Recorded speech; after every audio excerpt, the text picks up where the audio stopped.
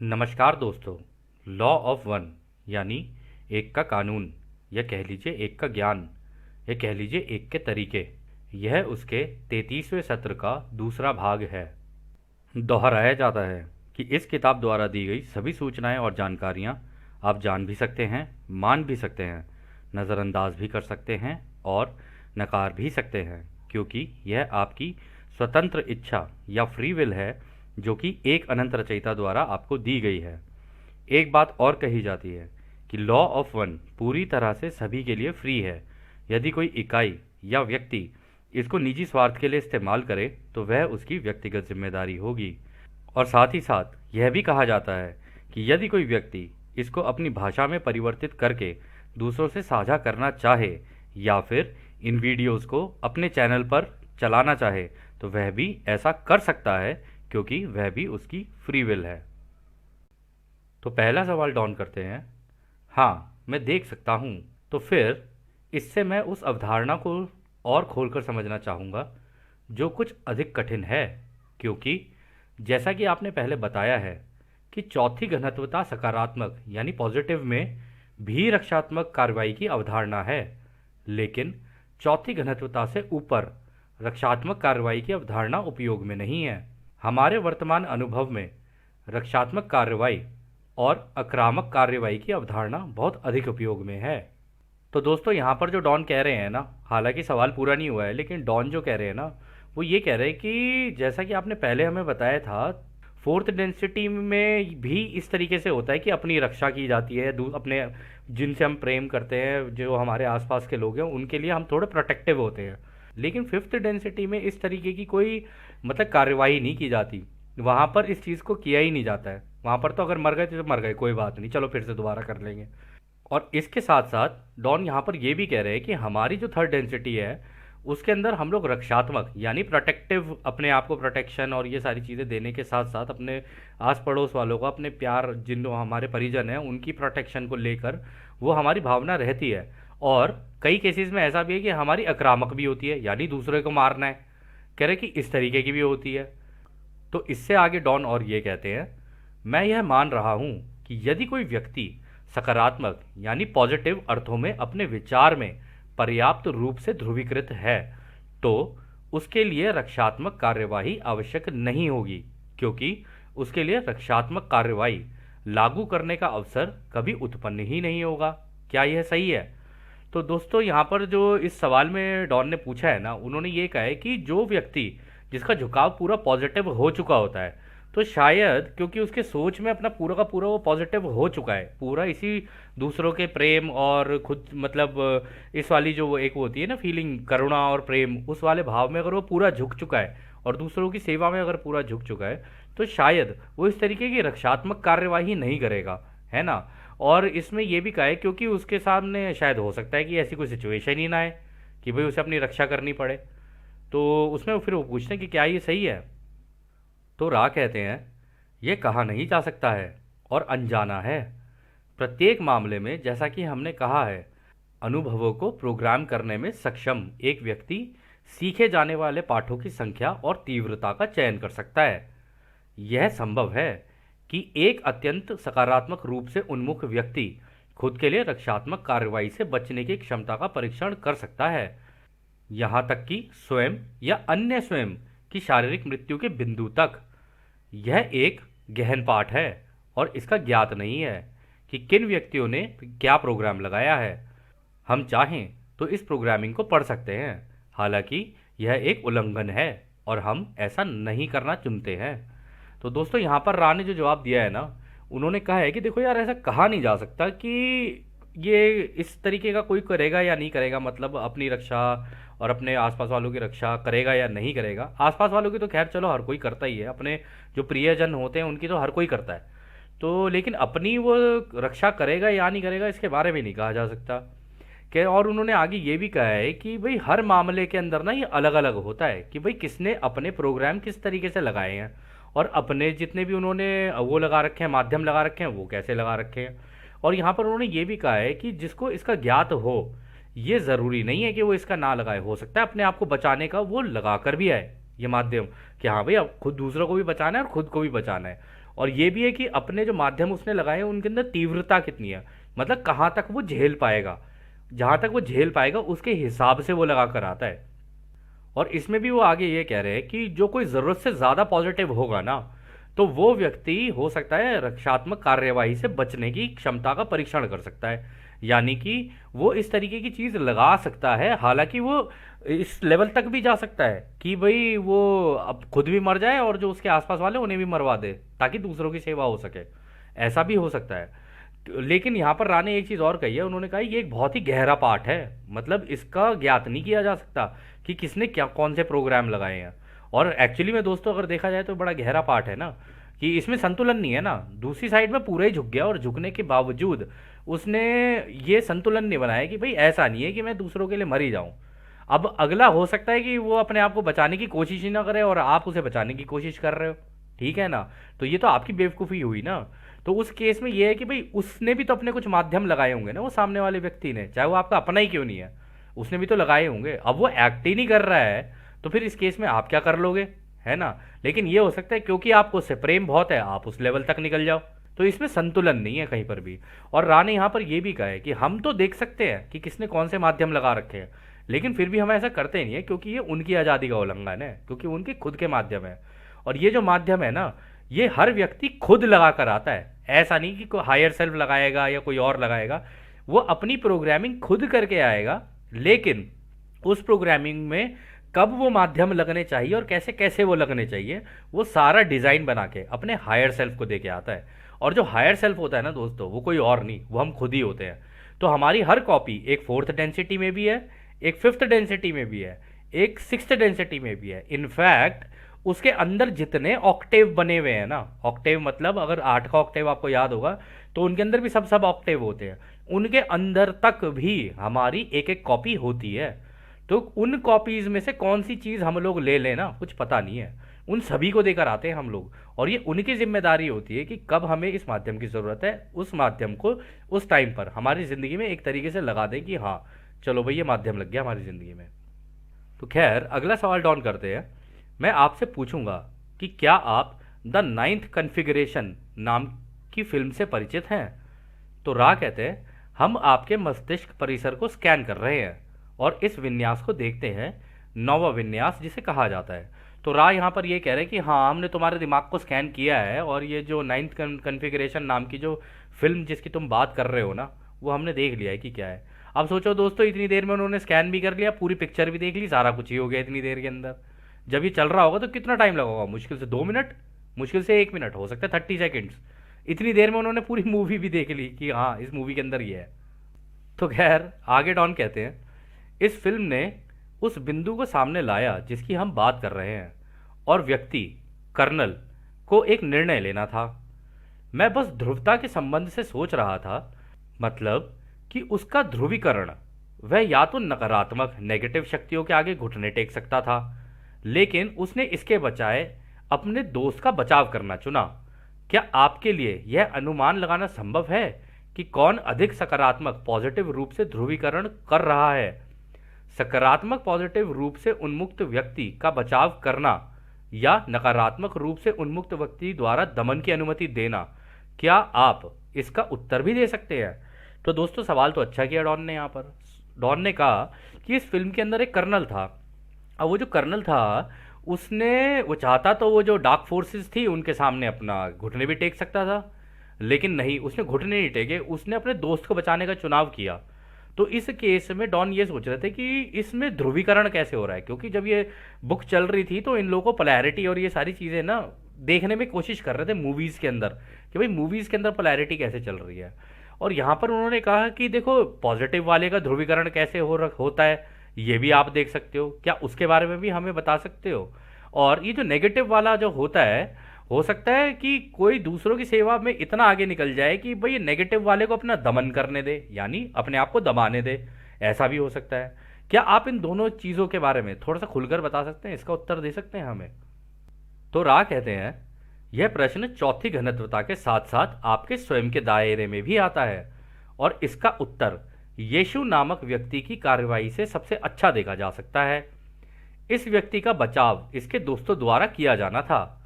यीशु ने अपने दोस्तों को तलवार हटाने के लिए याद दिलाया। इस व्यक्ति ने तब खुद को शारीरिक मौत के लिए छोड़ दिया। दूसरे स्वयं की रक्षा करने का आवेग वह है जो चौथी घनत्वता में बना रहता है। ये वो घनत्वता है जो करुणा से भरी होती है। इससे अधिक हम ना तो कह सकते हैं और ना ही कहने की आवश्यकता है। दोस्तों कितनी प्यारी बात कही रा ने कहा कि देखो ये जो है ना दूसरों की सेवा में दूसरों को बचाने का ये जो होता है ना कि लोग निकल जाते हैं इस लेवल तक कि दूसरे को बचाने के चक्कर में अपनी ही जान दे दें। तो उन्होंने एग्जाम्पल दिया कि इसका सबसे अच्छा एग्जाम्पल तुम्हारे यहाँ पर है यीशु यानी जीसस, जो आया। उसको पता था कि उसको बचा सकते थे उसके दोस्त, लेकिन उसने उनको भी मना कर दिया कि तुम हट जाओ बीच से, ये अगर मर के ही दिखाना है तो मैं इनको मर के ही दिखा के जाता हूँ, कोई बात नहीं। हालांकि जिस टाइम पर जीसस मरे थे तो आसमान में चारों तरफ क्राफ्ट्स खड़े हो गए थे, और उसके बाद तो सबको पता है कि भाई जीसस का रिंकारनेशन हुआ था, ये सारी चीज़ें बोल रहे थे। रिकारनेशन बोलते हैं, पता नहीं कुछ और बोलते हैं उस वर्ड को। तो उस केस में भी ये देखा गया था कि कन्फेडरेशन पूरी आ गई थी देखने के लिए हमारा भाई मारा है। तो क्योंकि उनको अपने भाई से प्यार था तो आ गए वो कि हमारे भाई को मारा है, हम कैसे छोड़ दें अपने भाई को। तो इसलिए वो सारे के सारे वहां पर खड़े हो गए थे। लेकिन क्योंकि इस डेंसिटी में ये उसका एक्शन था, इंटरफेरेंस नहीं की किसी ने भी। लेकिन जब वो मर गया फिर उसको ले गए अपने साथ कि अब चल तू हमारे साथ, कोई बात नहीं। तो ये चीज़ें हमने दोस्तों, वो बुक है एक कैरेथ बेकर की, remote viewing new world order और समथिंग कुछ करके ऐसे है, ठीक है। तो आप लोग देख लेना, कैरेथ बेकर करके है, उसकी बुक है एक। तो इसमें उन्होंने एक चीज़ और अच्छी कही है कि ये जो है ना ये चौथी घनत्वता में भी इस तरीके का एक वो बना रहता है, क्या बोलते हैं, इस तरीके का थॉट दूसरों की सेवा का, कि वो इस लेवल तक निकल जाते हैं कि दूसरों की सेवा के लिए अपनी जान देने मतलब पसंद करते हैं वो। और दोस्तों हमने ना जॉर्ज एडम्सकी की बुक्स भी पढ़ी थी और थोड़ी बहुत और भी बुक्स पढ़ी थी।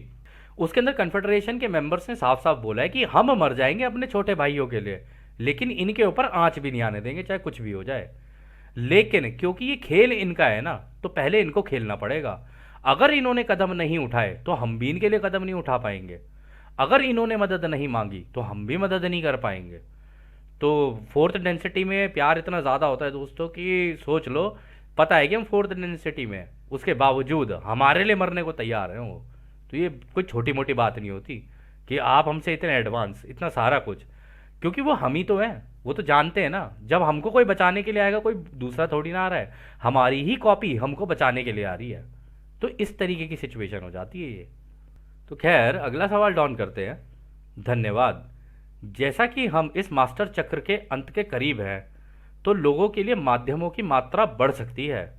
मैं सोच रहा हूं कि जैसा कि हमारे ग्रह की कंपनता चौथी घनत्वता की कंपनता और माध्यमों के साथ कुछ हद तक तालमेल नहीं खाती है, शायद यह अधिक ध्रुवीकरण की थोड़ी मात्रा पैदा करेगा, जिससे इन माध्यमों की वजह से थोड़ी अधिक सकारात्मक यानी पॉजिटिव फसल मिल जाएगी, और उसी तरह एक और अधिक नकारात्मक नेगेटिव ध्रुवीकरण भी हो सकता है, जिसकी वजह से थोड़ी मात्रा में अधिक नकारात्मक नेगेटिव फसल भी प्राप्त हो सकती है, जो कि दुर्भाग्य से हो, क्योंकि ऐसा होता नहीं यदि हमारे ग्रह के लोगों की चेतना उच्च अवस्था में पहुंच गई होती। क्या ऐसा होता है? दोस्तों बहुत अच्छा सवाल किया डॉन ने, क्योंकि रा ने भी इस किताब के अंदर कहा था कि अंत तक पहुंचते पहुंचते इतने रैंडम कैटलिस्ट लगेंगे कि तुमसे झेले ही नहीं जाएंगे, तुम्हें समझ ही नहीं आएगा, रैंडम हो जाएंगी सारी चीज़ें, कहीं कुछ हो रहा होगा, कहीं कुछ हो रहा होगा, कहीं कुछ कहीं कुछ। तो तुमको ऐसी सिचुएशन के अंदर अपने डिसीजंस लेने पड़ेंगे, और तुम कैसे डिसीजन लोगे ये तुम्हारी समझदारी के ऊपर है कि तुमने कितना संतुलन बना रखा है अपना। और वो संतुलन बिना मेडिटेशन के आ ही नहीं सकता। जो मेडिटेट नहीं करेगा उसके पास संतुलन होगा ही नहीं।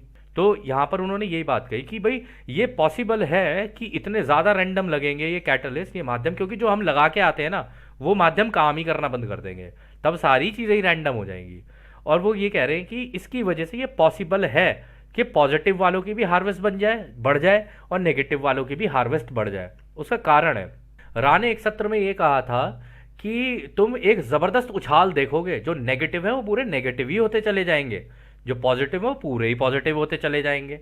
तो इसकी वजह से हार्वेस्ट दोनों साइड में इंक्रीज हो सकती है। अब किसी को तो पता है कि भैया आप लोगों को तो चलो ठीक है, लॉ ऑफ वन पता है, आपको पता है कि अगर इस तरीके की सिचुएशंस होंगी, रैंडम इवेंट्स होते हैं, तो भाई हमको अपना धैर्य, अपना धीरज बना के रखना है।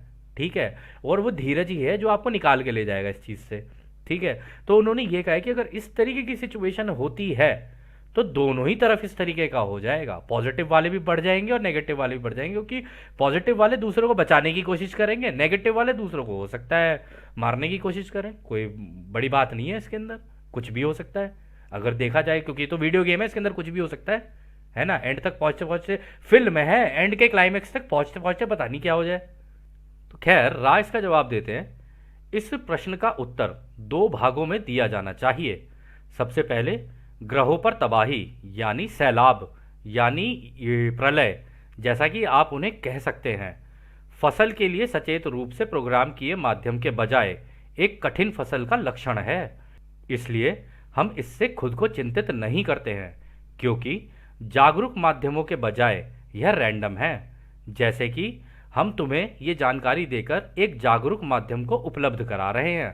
तो दोस्तों रा ये कह रहे हैं कि देखो भाई, ये जो प्लेनेट के ऊपर कैटेक्लिज्म और ये सारी चीज़ें हो जाती हैं ना, और सुनामीज आ जाती हैं, टॉर्नेडोज आ जाते हैं, वोल्केनोज फट जाते हैं, और ये जितनी भी चीज़ें हो जाती हैं ना, अर्थक्वेक्स वगैरह आ जाते हैं, कह रहे ये तो रैंडम इवेंट्स हो जाते हैं, किसमें इसमें किसका कब कैसे नंबर लग जाए कुछ कहा नहीं जा सकता।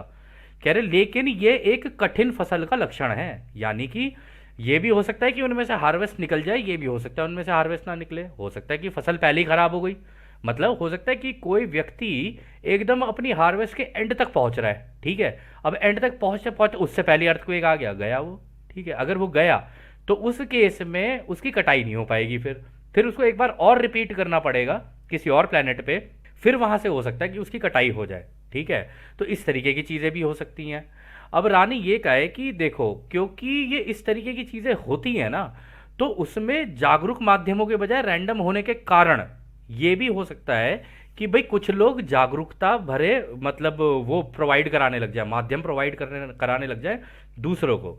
जैसे कि ये लॉ ऑफ वन है, लॉ ऑफ वन मिली किन को, डॉन, जिम और कार्ला को, फिर धीरे धीरे करके पूरे वर्ल्ड में ये क्या कहते हैं डिस्ट्रीब्यूट होनी शुरू हुई।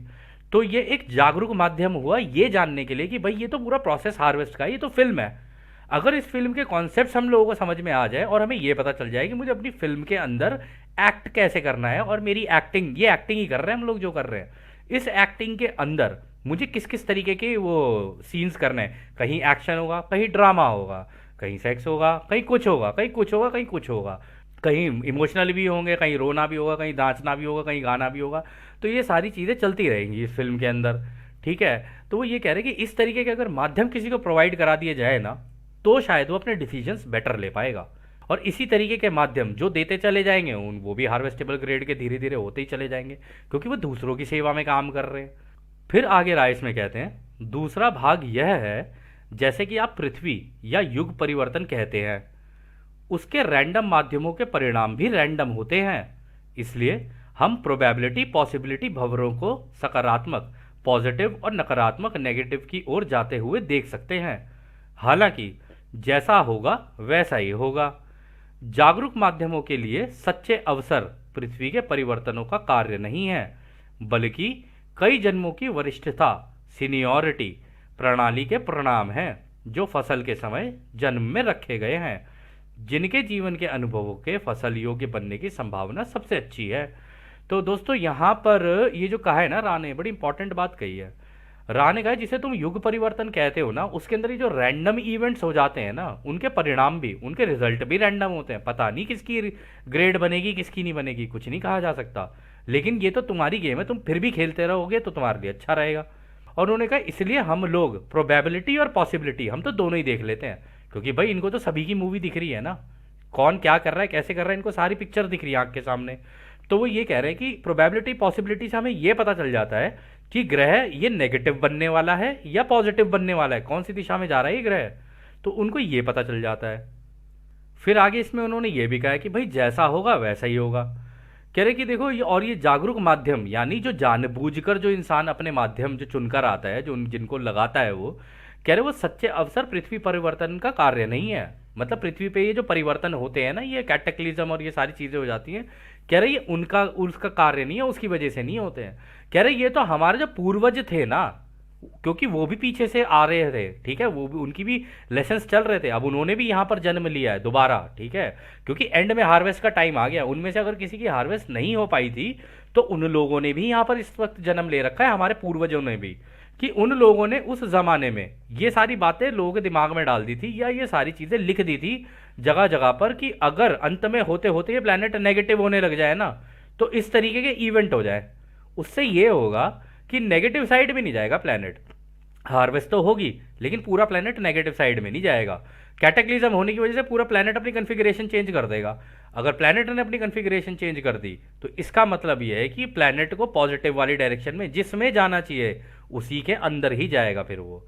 लेकिन रा फिर भी कह रहे हैं कि भाई ये प्रोबेबिलिटी और पॉसिबिलिटी का खेल है, या तो कैटेक्लिज्म पहले हो गया नेगेटिव होने से पहले, कह रहे तब ठीक है, कह रहे लेकिन इसके चांसेस कितने हैं कितने नहीं है वो तो तुम लोगों के एक्शन के ऊपर ही डिपेंड करता है कि कितने लोगों की अवेकनिंग हुई, कितने लोगों ने एक्शन लेने शुरू किए और कितने लोग सीरियसली क्रिएटर से मांग रहे हैं कि भाई इसको पॉजिटिव में पहुंचा दो, प्लीज़ इसे पॉजिटिव में पहुंचा दो, हम तो आपसे यही मांग रहे हैं प्रभु, और कुछ नहीं चाहिए, हमारी सीता छुड़वा दो किसी भी तरीके से। अब ये फंस गई है, और अगर ये फंस गई है तो इसको निकलवाओ कैसे भी, किसी को भी भेजो, हमारे भाइयों को भेजो, जिस मर्जी को भेजो, इसे निकलवाओ आप। और दोस्तों इस कार्य को करने के लिए ना कभी भी ये नहीं सोचना चाहिए कि मैं बचूंगा, मेरा परिवार बचेगा या क्या बचेगा। मतलब अगर एक बिल्कुल प्लानिटरी लेवल के अगर आप सोचो, अगर आप ये सोचो कि ये प्लानट आप हो और आपकी इच्छा है पॉजिटिव में जाने की और कोई आपको जाने नहीं दे रहा, ज़बरदस्ती जकड़ के रखा हुआ है आपको, तो आप तो हाथ छुड़ा कर ही भागोगे ना किसी तरीके से।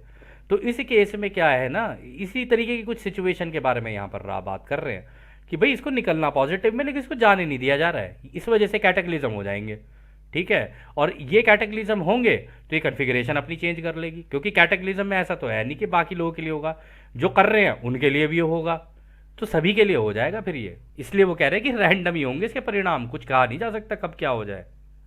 तो खैर अगला सवाल डॉन करते हैं, क्या इस वरिष्ठता यानी सीनियरिटी प्रणाली का उपयोग स्वयं की सेवा पक्ष वालों के लिए उस तरफ फसल योग्य बनाने के लिए भी किया जाता है? अच्छा सवाल है। डॉन ने कहा है तो क्या ये जो नेगेटिव वालों के भी तो ऐसा होगा ना कि उनके भी तो पैदा हुए होंगे पूर्वज यहाँ पे दोबारा, उन्होंने भी तो ये फसल योग्य बनाने के लिए काम किया होगा, है ना, वो भी तो चाहते होंगे कि हम नेगेटिव साइड पे निकल जाएं, क्योंकि उनको तो अपनी गेम अच्छे से पता है, वो तो अपने बिल्कुल पूरे कॉन्शियस माइंड से खेल रहे हैं, उनको पता है कि हाँ भाई ये 95/5 का रूल है, हम तो ऐसे ही खेलेंगे इसको। तो राय यहाँ पर ये कहते हैं यह सही है, आप इस समय एक और प्रश्न पूछ सकते हैं। तो इसका मतलब रा ने कह दिया कि ऐसा नहीं है कि पॉजिटिव वाले ही यहाँ पे पैदा हो रहे हैं तुम्हारे पूर्वज दोबारा जन्म लेके, या हो सकता है दोस्तों आप ही अपने पूर्वज हो, कुछ कहा नहीं जा सकता। और इसी तरीके से नेगेटिव साइड की अगर देखो, हालांकि हम तो विभाजन में नहीं देखते लेकिन नेगेटिव साइड में भी अगर आप देखोगे तो उधर भी देखोगे तो उनके भी तो पूर्वज दोबारा जन्म ले रहे होंगे, हो सकता है उनके पास भी टेक्निक्स ऐसी हो जिससे वो अपनी वेल ऑफ फॉरगेटिंग वो तोड़ सके, है ना। अब राय आगे इस किताब के अंदर कह देंगे ये सारी चीज़ें उनको उन्होंने दी भी है, ठीक है, ओराइन ग्रुप ने, तो टेक्निक्स तो उनके पास भी है, हो सकता है उन्होंने अपनी वेल ऑफ फॉरगेटिंग तोड़ ली हो, उन्हें पता हो कि हाँ भाई इस जन्म में मैं ये था तो ये कार्य है मेरा जो मेरे को अभी आगे पूर्ण करना है। तो पॉसिबिलिटी और प्रोबेबिलिटीज तो बहुत सारी हैं, कुछ नहीं कहा जा सकता।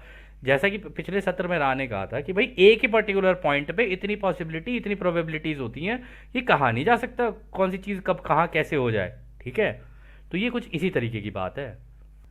खैर अगला सवाल डॉन करते हैं, ठीक है, मैं आपसे जो जानना चाहता हूँ वह माध्यमों द्वारा अनुभव प्रदान करने के लिए डिज़ाइन किए गए सभी प्रमुख तंत्रों की सूची है जिसमें हमारे दूसरे स्वयं शामिल ना हो, यह मेरा पहला प्रश्न है।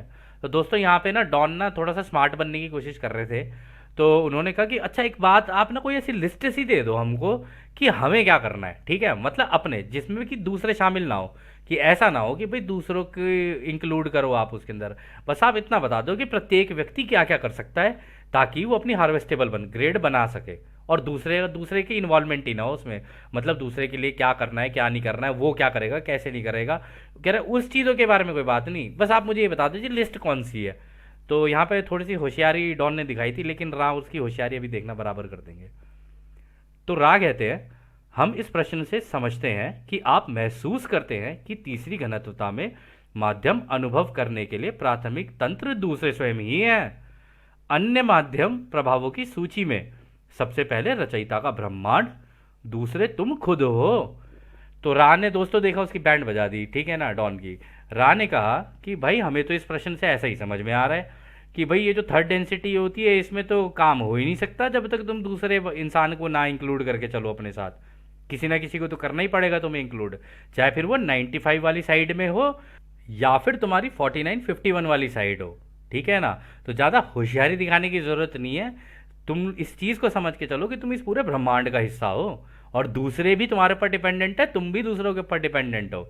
और ये जो डिपेंडेंसी है ना, इसी की वजह से तुम्हारी ग्रेड भी बनती है, चाहे वो उस दिशा में हो चाहे इस दिशा में हो। तो और इसमें उन्होंने एक चीज़ और कही कि सबसे पहले ये जान लो, अगर तुम जान सकते हो तो इस सूची के अंदर सबसे पहले चीज़ ये जानना, रचयिता का ब्रह्मांड है ये पूरा का पूरा, मतलब क्रिएटर ने बनाया है तुम सबके लिए। कह रहे और दूसरे तुम खुद हो, क्योंकि तुम खुद भी रचयिता हो। तो अब बताओ कि इस गेम से तुम निकलोगे कैसे, पहले तो ये बताओ। ये गेम तुम्हारी खुद की चुनी हुई, और उसके अंदर भी तुम ज़्यादा से ज़्यादा शातिरबाजी करने की कोशिश कर रहे हो, होशियार बच्चे बनने की कोशिश कर रहे हो। तो होशियारी ना दिखाओ, जिस तरीके से इस काम को किया जाता है उसको कर लो। ज़्यादा होशियारी जो करते हैं ना बच्चे, वो फिर जाके गड्ढे में गिर जाते हैं। तो सिंपल सा तरीका ये है, पूरा रचना जो रचना है वो ब्रह्मांड वो तुम ही हो, कुछ अलग नहीं है तुमसे।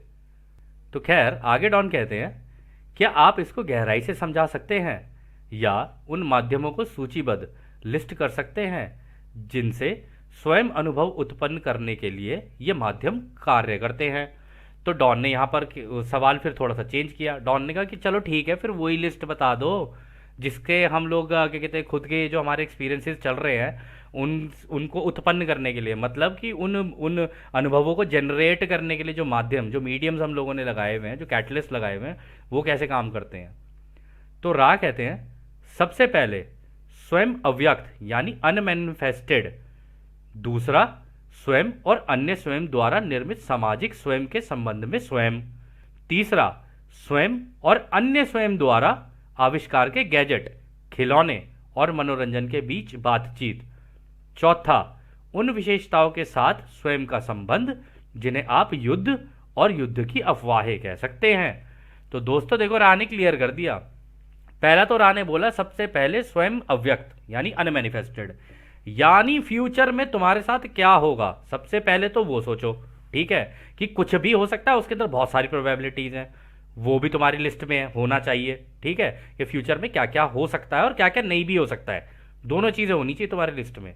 दूसरा वो कहते हैं उसके बाद खुद को और जो तुम्हारे आसपास वाले हैं, तुम्हारे परिवार, दोस्त, बीवी, बच्चे, गर्लफ्रेंड, बॉयफ्रेंड और भी कोई तरीके के फ्रेंड हो, वो भी कह रहे वो सारी चीज़ें, और जो तुम्हारा समाज जो बना हुआ है, ये पूरा समाज मतलब जो तुमने गुट बना रखे हैं अलग अलग, कह रहे उनके साथ भी तुम्हारे संबंध है। कह रहे उस केस में तुम उनके साथ किस तरीके से रिएक्ट करोगे उसकी भी अपनी खुद की लिस्ट बनाओ। ठीक है, फिर तीसरा वो कहते हैं ये जो तुम्हारे पास आविष्कार के जो गैजेट, ये जो तुम आजकल खिलौने लेके घूमते हो ना, ये हाथ में आईफोन, जी किडनी बेच दी आईफोन ले लिया, ये सारी चीज़ें जो तुम्हारी चल रही है ना, कह रहे कि इससे तुम किस तरीके से इस्तेमाल कर सकते हो, इस मतलब दूसरों की सेवा के लिए। ठीक है, और ये जो टीवी है, ये जो खिलौने हैं, ये जो गैजेट है, गाड़ियां ले लेके जो तुम घूम रहे हो इधर उधर, और ये मोटरसाइकिल पे निकल जाते हो व्रूम व्रूम करते हुए, तो कह रहे कि इन सब चीज़ों का भी इस्तेमाल तुम कैसे कर सकते हो, इन सब चीज़ों को अकाउंट करके चलो अपनी। ठीक है, और फिर चौथा उन्होंने कहा ये जो युद्ध और युद्ध की जो अफवाहें चलेंगी, क्योंकि रा को पता था, क्योंकि जीसस भी बोल के गया था ये कि युद्ध और युद्ध की अफवाहें भी चलेंगी खूब। कह रहे तो उस सिचुएशन में तुम क्या करोगे, मान लो युद्ध की हो जाए स्थिति, तब तुम क्या करोगे, या हो सकता है युद्ध की केवल अफवाहें ही हो, युद्ध भी ना हो, तब तुम क्या करोगे। कह रहे तो ये सारे माध्यम जो हैं वो तुम्ही को ही सोचने पड़ेंगे और अपनी लिस्ट तुम्हें खुद बनानी पड़ेगी। और वो लिस्ट तुम हमसे मांग रहे हो कि हम कैसे बना के दे दे तुमको यार, अगर हम बना के दे देंगे तुम तो हमारे हिसाब से चल लोगे ना फिर। हालांकि एंड में जाके देखना दोस्तों, कन्फेडरेशन मदद करती है, बहुत मदद करती है। अगर आप क्या कहते हैं मेडिटेशन में इनसे मदद मांगोगे ना, तो आपका हायर सेल्फ धीरे धीरे आपको सारे सोल्यूशंस देता चला जाएगा। लेकिन मेडिटेट तो आपको ही करना है। अब आप ये कहो मेडिटेट कौन करेगा, छोड़ो ना, यहाँ पे हो सकता है कि ये लॉ ऑफ वन वाले पीए भैया बता दें, या कोई और बता दे, या कोई और बता दे। अगर आप ऐसे पढ़े तो जो सबके साथ होगा फिर आपके साथ भी होगा, जबकि एंड में सब कुछ जाके रैंडम होने वाला है। अगर रैंडम होने वाला है तो इस केस में आपको अपनी लिस्ट खुद तैयार करनी चाहिए कि भाई जब होगा ही सब कुछ रैंडम, तो फिर मैं रैंडम के अकॉर्डिंगली खेलूंगा, ना कि मैं जो सब कर रहे हैं उसके अकॉर्डिंगली करूंगा। अदरवाइज मतलब इस गेम में हारने के चांसेस ज़्यादा है। अगर आपने वो किया जो सब कर रहे हैं तो खैर अगला सवाल डॉन करते हैं। मैं शारीरिक पीड़ा के माध्यमों के बारे में सोच रहा था, यह कैसे होता है? क्या यह भी शीर्षक लिस्ट के अंतर्गत आता है? तो वो कह रहे हैं कि यार हो सकता है यार इसकी वजह से हमें बड़े दुख और दर्द झेलने पड़े, है ना? तो क्या ये भी इसी लिस्ट के अंदर आता है क्या? मतलब शारीरिक दुख भी झेलने पड़े हमें? तो रा कहते हैं यह सही है, यह अव्यक्त के शीर्षक लिस्ट के अंतर्गत जा रहा है, जो कि वह स्वयं है जिसे प्रकट करने के लिए अन्य स्वयं की आवश्यकता नहीं है, या इसको मद्देनजर रखकर कार्यवाही करना। तो रा ने बता दिया, कह रहे कि भाई साहब हो सकता है शारीरिक पीड़ा भी आए तुम्हें, ठीक है, शारीरिक दिक्कतें भी आ सकती हैं तुम लोगों को, कि कुछ पेन हो जाए, तुम अपने आप को बचाने की कोशिश कर रहे हो या कुछ कर रहे हो या दूसरों को भी बचाने की कोशिश कर रहे हो।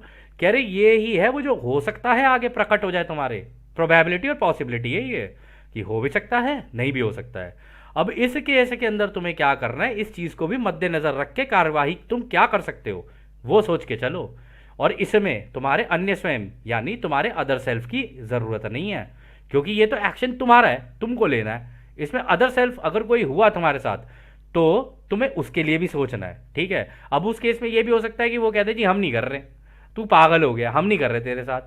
अब उनके लिए जब तुम नहीं कर पा रहे तो एंड में कम से कम किसी के लिए तो करोगे ना। अगर तुम ही नहीं बचे तो दोस्त दूसरे के लिए कैसे कर पाओगे, ये भी तो सोचना पड़ेगा तुम्हें। इसी को तो संतुलन कहते हैं। तो राने क्लियर कर दिया कि सारी प्रोबेबिलिटी और पॉसिबिलिटीज की लिस्ट अपनी खुद बनाओ, और प्रत्येक व्यक्ति अपनी अपनी बनाए। ये ना हो कि एक ही मतलब बोलते कि जी ऐसे कर लो ऐसे कर लो, और सारे एक ही दिशा में पहुंच जाएं, और उसके बाद फिर हो गया सबके साथ एक ही साथ काम। ठीक है, तो ये टेक्निक, ये तरीका गलत है इस गेम को खेलने का। राने क्लियर कर दिया है। तो खैर अगला सवाल डॉन करते हैं। क्या हमारे पास इस प्रश्न के दूसरे भाग को पूछने के लिए पर्याप्त समय बचा है, जो माध्यम प्रदान करने के लिए डिजाइन किए गए सभी प्रमुख तंत्रों को सूचीबद्ध या लिस्ट करे, जिसमें अन्य स्वयं के साथ क्रिया भी शामिल है? तो वो कह रहे हैं कि क्या अब हम एक और सवाल आपसे पूछ सकते हैं अगर टाइम है तो, कि इसमें अगर हम अपने अदर सेल्फ को भी इन्वॉल्व कर लें, जैसे हमारे बीवी, बच्चे, परिवार, दोस्त। और दोस्तों बहुत दूर की बात है, दोस्तों का तो नंबर भी याद भी नहीं आते हैं दोस्त ऐसी सिचुएशन में तो अपने ही याद आते हैं हर हर व्यक्ति को। तो वो ये कह रहे हैं कि तो इनको लेकर क्या आप हमें कोई लिस्ट बता सकते हो? तो रा कहते हैं आपके पास इसके लिए बहुत समय है, क्योंकि हम इस सूची को दो तरीकों में से एक में व्यक्त कर सकते हैं। हम असीम रूप से बोल सकते हैं, या हम बस यह कह सकते हैं कि स्वयं और अन्य स्वयं यानी सेल्फ और अदर सेल्फ के बीच किसी भी बातचीत के माध्यम के लिए जो कुछ क्षमता है वह स्वयं और अन्य स्वयं के बीच संभावित अंतर में मौजूद है। यह निर्माता के निरंतर तथ्य फैक्ट द्वारा नियंत्रित यानी मॉडरेटेड है, और रेखांकित यानी अनगर्डेड किया गया है स्वयं और अन्य स्वयं के रूप में। यदि आप विशिष्ट जानकारी चाहते हैं तो आप यह प्रश्न आगे पूछ सकते हैं। तो दोस्तों यहाँ पे रा ने पता है कितनी सही बात बोली है। रा ने कहा है कि देखो हम तो बिल्कुल तुम जितना चाहो उतना पूछ लो, हम तो तुम्हें जितनी लिस्ट चाहो उतनी पकड़ा देंगे तुम्हें, उसमें कोई दिक्कत नहीं है। कह रहे लेकिन हम तुम्हें इतना ही बताएंगे फिलहाल के लिए कि देखो जो तुम और तुम्हारे ये जितने भी हैं, तुम्हारे परिवार हो गए, दोस्त हो गए, ये सारी चीज हो गई, या रिश्तेदार हो गए, जिनको भी तुम प्यार करते हो, कह रहे कि उनके जो बीच में जो तुम्हारे बीच में जो डिफरेंसेस आ रहे हैं ना, प्रॉब्लम वहां पर है। तो तुम्हें फर्स्ट ऑफ ऑल उन डिफरेंसेस को कम करने की सोचना चाहिए कि इनको कैसे करूं। जोर जबरदस्ती करोगे तो पीछे हटेंगे, ठीक है, क्योंकि तो नेचुरल टेंडेंसी है, किसी के भी साथ आप जोर जबरदस्ती करोगे तो पीछे ही हटेगा वो। तो उससे आप कर नहीं सकते। तो प्यार प्यार से आप किस तरीके से कर सकते हो इस चीज को सीखो, ठीक है। और ये क्रिएटर के द्वारा ही नियंत्रित है, क्योंकि कोई भी चीज एक दूसरे से अलग नहीं है, सब कुछ एक ही है।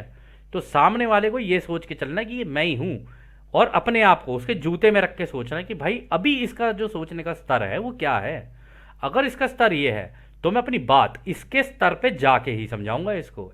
ऐसा ना हो कि कोई ऐसे कर दे, ओए तुम्हें पता है क्या 51 और 49 का रूल, तुम्हें पता है क्या 95 का रूल। वो कहेंगे अरे कौन 49 कौन 55, जाना यहाँ से, खाने दे, रसमलाई खा रहा हूँ मैं यहाँ पर, दिमाग खराब मत कर मेरा। और हाँ गोलगप्पे आते रास्ते में बाहर जा रहे हैं ना, आते हुए गोलगप्पे लेके आना, बातें कर रहे हैं बड़ी बड़ी। तो इस तरीके की बातें फिर आप लोगों को सुनने के लिए मिल जाएंगी। तो थोड़ा सा इन चीज़ों को ध्यान रख के चला जाता है कि सामने वाले के जूते में रख के फिर सोचो और फिर उसको ये बातें बोलो।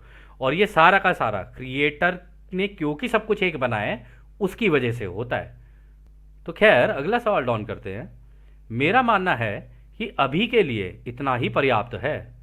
तो रा कहते हैं क्या आपके पास इस कार्य को बंद करने से पहले एक या दो संक्षिप्त प्रश्न हैं, मतलब छोटे क्वेश्चन हैं तुम्हारे पास कोई? तो डॉन कहते हैं बस 1 मिनट, मैं सोच रहा हूँ, अभी मैं कुछ कर लूँ। तो फिर एकदम सोचते ही वो बोलते हैं मुझे नहीं लगता कि इस समय में मैं जो कुछ पूछ सकता हूँ वह काफ़ी संक्षिप्त होगा। 1 मिनट रुकिए। कागज़ों को संभालने की आवाज़, यानी कि वो कागज़ संभालने लग जाते हैं डॉन। फिर वो कहते हैं हाँ, एक सवाल है, क्या वॉयलेट रे गतिविधियां रंगों में कोई अंतर है या चमक में उन व्यक्तियों के बीच जो चौथी घनत्वता के प्रवेश स्तर पर हैं, चाहे वो पॉजिटिव हो चाहे वो नेगेटिव हो?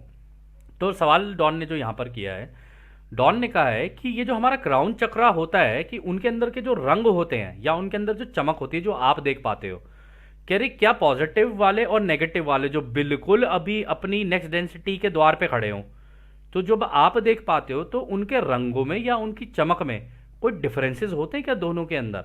आप हमें वो बता सकते हो? तो रा कहते हैं यह सही है। सकारात्मक यानी पॉजिटिव चौथी घनत्वता वालों का बैंगनी ऊर्जा किरण यानी क्राउन चक्रा हरे, नीले और इंडिगो रंगत से रंगा होता है। यह रंग इंद्रधनुष या प्रिज्म के एक हिस्से के रूप में देखा जा सकता है। जैसा कि आप इसे जानते हैं, किरणें अलग ही दिखती हैं। वो कह रहे हैं कि इनकी किरणें बिल्कुल अलग ही दिखती हैं। ये तो बिल्कुल इनका जो रंग होता है ना, इनके जो क्राउन चक्रा में, वो इंद्रधनुषी रंग होता है। अलग ही पता चल जाता है कि हाँ ये पॉजिटिव वाले हैं। फिर वो नेगेटिव वाले का बताते हैं। कहते हैं चौथी घनत्वता की नकारात्मक बैंगनी किरण की आभा में लाल, नारंगी और पीले रंग का रंग है।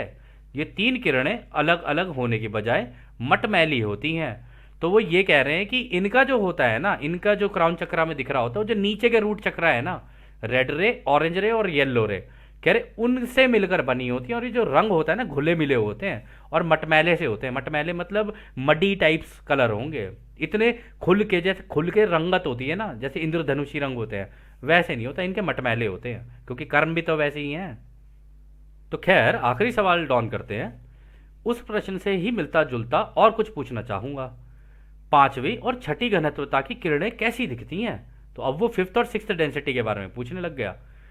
तो रा कहते हैं हम लगभग ही बोल सकते हैं। हालांकि हम आशा करते हैं कि आप समझ गए होंगे कि हम क्या कहेंगे, कि प्रत्येक घनत्वता की रंग संरचना में एक विशिष्ट अंतर है। कंपन के तौर पे पांचवी घनत्वता को शायद सबसे अच्छा सफेद रंग के रूप में वर्णित किया गया है। तो दोस्तों राय यहां पर ये कह रहे हैं कि देखो हम तुम्हें खुलकर तो नहीं बता सकते, ठीक है, क्योंकि फिर वो उनकी आज़ादी का उल्लंघन है। हम उनकी बात तुम्हें कैसे बता दें? हमारा काम ये थोड़ी ना कि इधर की उधर और उधर की इधर, बीच में पोस्टमैन थोड़ी ना है हम लोग। तो वो कह रहे हैं कि देखो कि हम तुम्हें स्पेसिफिक तो नहीं बता सकते कि भाई इनके अंदर क्या अंतर है क्या नहीं है, ठीक है, लेकिन एक्चुअली में हर डेंसिटी के अंदर जो कलर्स होते हैं ना वो बिल्कुल अलग होते हैं सबके। तो वो कह रहे हैं कि उनका अगर तुम देखोगे ना क्राउन चक्रा, तो उनका प्योर वाइट हो जाता है इस तरीके का, ठीक है। उनका उस डेंसिटी का जो कलर है ना वो प्योर वाइट है, एकदम शुद्ध। इसलिए दोस्तों जो वाइट कलर है ना, इसलिए बोला जाता है कि मेडिटेशन में अगर वाइट कलर पहन के बैठा जाए ना तो मेडिटेशन ना बड़ी अच्छी जाती है। मतलब क्योंकि वाइट ना बड़े प्योरिटी का कलर होता है, ठीक है, सबसे प्योर कलर यही है वाइट। और इसको पहनोगे ना तो अगर मान लो चारों तरफ से अगर हवा भी चल रही है ना तो बड़ी ब्रीदिंग, ये कलर ही कुछ ऐसा है जो अपने आप में ब्रीद करता है, ठीक है। तो ये बड़ा लाइवली रखता है पूरे एनवायरनमेंट को। तो कई लोग ऐसे बोलते हैं कि वाइट पहनना चाहिए। अब बोलते हैं फिर वही वाली बात है, मान्यताओं पे जानने से बेहतर ये है कि करके देख लो। जब कर लोगे और ठीक लग रहा है तो ठीक है, नहीं तो पहनने के लिए तो आप कुछ भी पहन सकते हो, साड़ी पहन के भी कर सकते हो, करने के लिए आप जीन्स पहन के लिए भी कर सकते हो, शॉर्ट्स पहन के कर सकते हो, करने के लिए आप कुछ भी नहीं पहन के कर सकते हो। तो प्रोबेबिलिटी पॉसिबिलिटी वर्टिसेस तो बहुत ज़्यादा है ना दोस्तों। खैर इसमें आगे एक और चीज़ बोलते हैं रा कि छठी घनत्वता में सफ़ेद रंग के साथ एक सुनहरा गुण होता है, जैसे कि आप इसे समझेंगे। इन रंगों की चौथी घनत्वता में सीखे गए करुणा के ज्ञान को पांचवी घनत्वता में सीखे गए रोशनी के ज्ञान के साथ मिलाना होता है। यह सुनहरा रंग आपके वर्णक्रम का नहीं है, लेकिन जिसे आप जीवित कहेंगे। तो वो कह रहे हैं कि सिक्स्थ डेंसिटी में ये जो कलर होता है ना, ये सोच लो इसमें वाइट में गोल्डन टिंज ऐड हो जाएगा, इसके अंदर वाइट भी रहेगा और हल्का सा गोल्डन कलर भी आ जाएगा उसके अंदर। और वो इसीलिए क्योंकि आपने चौथी घनत्वता में जो प्रेम सीखा होता है ना, ठीक है, या कह लो पांचवी घनत्वता में भी आपने जो ज्ञान सीखा होता है, पांचवी घनत्वता में आप रोशनी सीख के आते हो, चौथी घनत्वता में आप लव और कंपैशन सीख के आते हो। जब ये दोनों चीजें मर्ज हो जाती है ना, तो एक गोल्डन कलर का टिंज आ जाता है इसके अंदर, सिक्स्थ डेंसिटी के अंदर। इसलिए बोला जाता है, रा ने बोला था कि हमारे जो शरीर हैं वो रोशनी के हैं, क्योंकि वो गोल्डन कलर के शरीर हैं उन लोगों के। और वो गोल्डन कलर के शरीर होने का कारण यही है क्योंकि उन्हें प्रेम का भी ज्ञान है, कंपैशन का भी ज्ञान है और रोशनी का भी ज्ञान है। इस वजह से उनकी बॉडी में वो टिंज है। और वो ये भी कह रहे हैं कि ये जो रंग है ना जितने भी, ये सारे के सारे जीवित रंग हैं। तुम इन्हें देखोगे ना तो देखते ही यूं कहोगे अरे वाह, इस रंग को तो मैं देख के इसको महसूस कर पा रहा हूं।